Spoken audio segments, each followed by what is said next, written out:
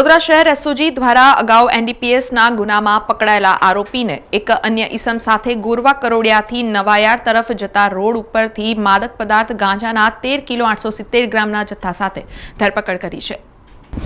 વડોદરા શહેરને નશામુક્ત કરવા માટેની કાર્યવાહીના ભાગરૂપે એસઓજીનો સ્ટાફ સતત પેટ્રોલિંગ રાખી પેડલરો અને નશેડીઓ ઉપર સતત વોચ રાખી રહી છે। ત્યારે એસઓજીને સુભાનપુરા હાઉસિંગ વુડામાં રહેતો કપિલ અગ્રવાલ, જે અગાઉ ગોરવા પોલીસ સ્ટેશનમાં એનડીપીએસના ગુનામાં પકડાયેલ હતો, તે હાલ પણ ગાંજાનો ધંધો કરે છે તેવી બાતમી મળી હતી, જેના આધારે એસઓજીની ટીમ છેલ્લા 1 માસથી સતત ટેકનિકલ અને હ્યુમન સોર્સથી તેના પર વોચ રાખી રહી હતી। આખરે કપિલ અગ્રવાલ રાત્રિના સમયે તેની એક્ટિવા લઈને ગોરવા ગોરખનાથ મંદિરથી નવાયાર બ્રિજ તરફ જતા રસ્તા ઉપર સરગવાના ઝાડવાળા ખેતર તરફ વસીમ ચૌહાણ નામના ઈસમ પાસેથી ગાંજાનો જથ્થો લેવા માટે જવાનો છે તેવી ખબર પડતા જ કપિલ કનૈયાલાલ અગ્રવાલ અને ગોરવામાં રહેતા અને વસીમ આઝમ ખાન ચૌહાણ ગરાસિયાને પકડ્યા હતા અને એક્ટિવામાંથી માદક પદાર્થ ગાંજાનો 1,38,700ની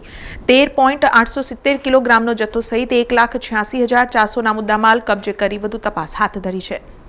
સમાચારોના સતત અપડેટ માટે TNN ન્યૂઝને YouTube પર સબસ્ક્રાઇબ કરી બેલ આઇકોન પ્રેસ કરો અને અમારી સાથે જોડાયેલા રહો Facebook, Instagram અને Twitter ઉપર।